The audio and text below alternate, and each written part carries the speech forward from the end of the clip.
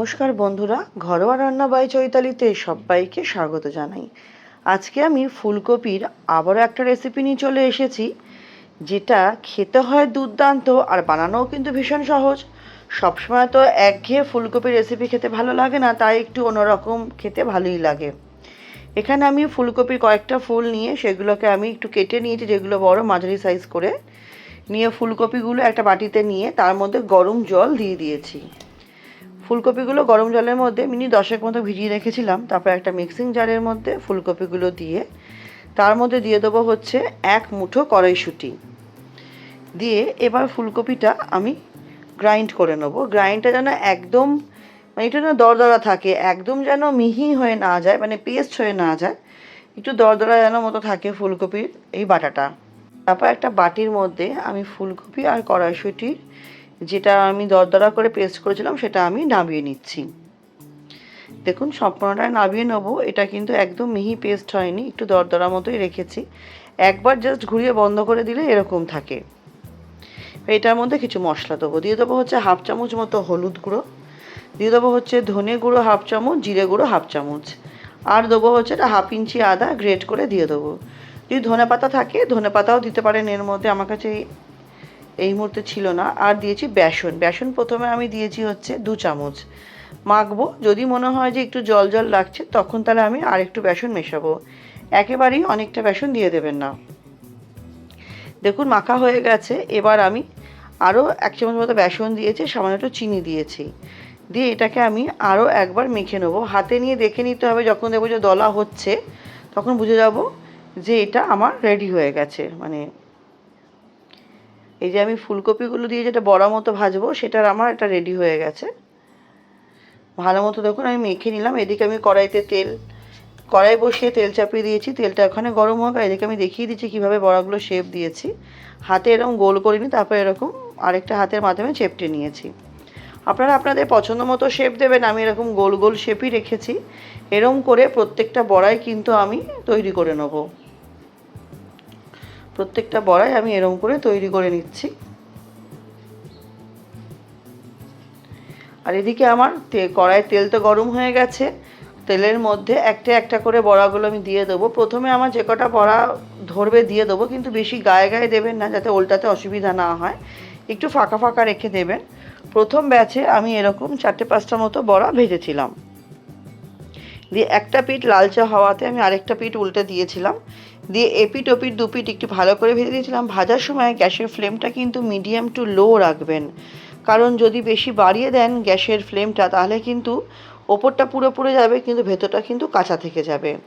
তাই আমি গ্যাসের ফ্লেমটা কিন্তু লো করে দিয়েছিলাম, যাতে ভালো মতো এগুলো ভাজা হয়। এটা এদিকে ভাজা হোক, আমরা অন্যদিকে একটা মশলা করে নেব। তার জন্য আমি নিয়েছি একটা টমেটো, 1/2 ইঞ্চি আদা আর 2টো কাঁচা লঙ্কা। এই লঙ্কাগুলো যেহেতু খুব ঝাল তাই 2টো নিয়েছি। আপনারা আপনাদের প্রয়োজন অনুযায়ী ঝালটা বাড়িয়ে বা কমিয়ে নেবেন। এইদিকে দেখুন প্রথম ব্যাচের বড়া কিন্তু আমার একটু ভালো মতো ভাজা হয়ে গেছে। আমি আরেকবারই উল্টে দিলাম। উল্টে দেওয়ার পর আমি কিন্তু তারপরে নামিয়ে নেব। কড়াই থেকে একটু তেল কমিয়ে নিয়ে বাকি যেটুকু তেল আছে তার মধ্যে আমি 2টো এলাচ আর একটা দারচিনি 2 ভাগ করে ফোড়ন দিয়েছি, 2টো তেজপাতা, 2টো শুকনো লঙ্কা আর 1/2 চামচ গোটা জিরে ফোড়ন দিলাম। দিয়ে ফোড়নটা একটু ভালো মতো কিন্তু ভাজা ভাজা করে নিতে হবে। ফোড়ন থেকে দেখবো যখন একটা খুব সুন্দর গন্ধ আসবে তখন বেটে রাখা মশলাটা দিয়ে দেবো। আদা, টমেটো, কাঁচা লঙ্কা পেস্টটা দিয়ে মশলাটা কিন্তু ভালো মতো আমাকে প্রথমে কষিয়ে নিতে হবে। একটু সময় নিয়ে কষিয়ে নিতে হবে। তারপর এর মধ্যে আমি কিছু গুঁড়ো মশলা ব্যবহার করব। তার আগে দেখুন মশলাটা কষাতে কষাতে মশলার কিন্তু কালারটা আমার চেঞ্জ হয়ে গেছে। এরপর আমি গুঁড়ো মশলার মধ্যে এর মধ্যে দিয়ে দেবো হচ্ছে 1/2 চামচ মতো হলুদ গুঁড়ো। রেগুলার যে মশলাগুলো, মানে জিরে গুঁড়ো দিয়েছি 1/2 চামচ আর ধনে গুঁড়ো কিন্তু দিয়েছি 1 চামচ। ধনে গুঁড়োর পরিমাণটা আমি একটু বেশি রেখেছি। কাশ্মীরি লঙ্কার গুঁড়ো আমি দিয়েছি এখানে 1 চামচ, যাতে কালারটা খুবই সুন্দর আসে। দিয়ে গুঁড়ো মশলাগুলো খুব ভালো মতো কিন্তু আমাকে কষিয়ে নিতে হবে, যাতে গুঁড়ো মশলার কাঁচা গন্ধটা চলে যায়। তার জন্য কিন্তু মশলাটা খুব ভালো মতো কষাবো। দেখুন এখনই আমার তেল ছাড়তে শুরু করে দিয়েছে আর রঙটা কতটা সুন্দর এসেছে। আমি মিনিট 2-এর জন্য একটু ঢেকে রাখবো। মিনিট 2 পরে দেখুন দুর্দান্তভাবে আমার তেল ছাড়তে শুরু করেছে। এই পর্যায়ে দিয়ে দেওয়া হচ্ছে 1 মুঠো আমি কড়াইশুঁটি। কড়াইশুঁটি দিয়ে কড়াইশুঁটিটা খুব ভালো মতো কষিয়ে নেবো। এই পর্যায়ে কড়াইশুঁটিটা দিলে কি হবে, সুন্দরভাবে সেদ্ধও হয়ে যাবে আর কড়াইশুঁটির মধ্যেও কিন্তু মশলাটা ঢুকে যাবে। দেখুন কড়াইশুঁটি দিয়েও কিন্তু ভালো মতো কষানোর পর এর মধ্যে আমি দিয়ে দিলাম টক দই। টক দই এখানে 2 চামচ মতো দিয়েছি। টক দইটা দেওয়াতে এর মানে গন্ধটা খুব সুন্দর আসছিল আর খেতেও দুর্দান্ত হয়েছিল। টক দইটা দিয়ে টক দইটা একটু ভালো মতো আমি কষিয়ে নেবো। টক দইটা দেওয়ার সময় কিন্তু গ্যাসের ফ্লেমটা একদম লো করে দেবেন বা বন্ধ করে দেবেন, না হলে কিন্তু টক দইটা ফেটে যেতে পারে। টক দইটা দিয়ে খুব ভালো মতো আমি এটাকে কষিয়ে নিচ্ছি। একটি অনুরোধ করব, ভিডিওটা স্কিপ করবেন না। সম্পূর্ণ দেখা অনুরোধ থাকলেও স্কিপ করলে কিন্তু পুরো পদ্ধতি মিস হয়ে যাবে বন্ধুরা। দেখুন টক দই দিয়েও কিন্তু খুব ভালো মতো আমার কষানো হয়ে গেছে। এবার দিয়ে দেবো হচ্ছে এই ছোটো বাটির 1.5 বাটি জল। আপনারা যেরকম ঝোল রাখতে চান সেরকমই জল দেবেন। আমি আমার প্রয়োজন মতো জল দিয়েছি। আমার রেসিপি আপনারা কে কোথা থেকে দেখছেন অবশ্যই কিন্তু বন্ধুরা জানাবেন। আপনাদের সুন্দর সুন্দর কমেন্টগুলো পড়তে ভীষণ ভালো লাগে এবং আপনাদের কমেন্টে কিন্তু আমি রান্না করার উৎসাহ পাই। দেখুন ঝোলটা আমার খুব ভালো মতো ফুটে গেছে। এই পর্যায়ে বড়াগুলো দিয়ে দেবো। বড়াগুলো দিয়ে কিন্তু বেশিক্ষণ ফোটাবো না, ওই 1 থেকে 1.5 মিনিট ফোটালেই হবে। বড়াগুলো দিয়ে দিলাম। আমার চ্যানেলে যারা আজকে নতুন ভিডিওটি প্রথম দেখছেন, আমার রেসিপিগুলো যদি সামান্য হলেও ভালো লেগে থাকে চ্যানেলটি সাবস্ক্রাইব করে পাশে থাকা অনুরোধ রইল। পাশে থাকা বেল আইকনটি প্রেস করে অল নোটিফিকেশানটা অন করে দেবেন, যাতে আমি চ্যানেলে যখনই নতুন নতুন রেসিপি আপডেট করব সবার আগে আপনাদের কাছে নোটিফিকেশান পৌঁছে যাবে। এবং পুরনো বন্ধুদের অনেক ধন্যবাদ পাশে থাকার জন্য। দেখুন এবার আমি দিয়ে দিলাম হচ্ছে 1/2 চামচ মতো শাহি গরম মশলা গুঁড়ো। আমার 1.5 মিনিট মতো হয়ে গেছে, বেশ ভালো মতোই ফুটছে।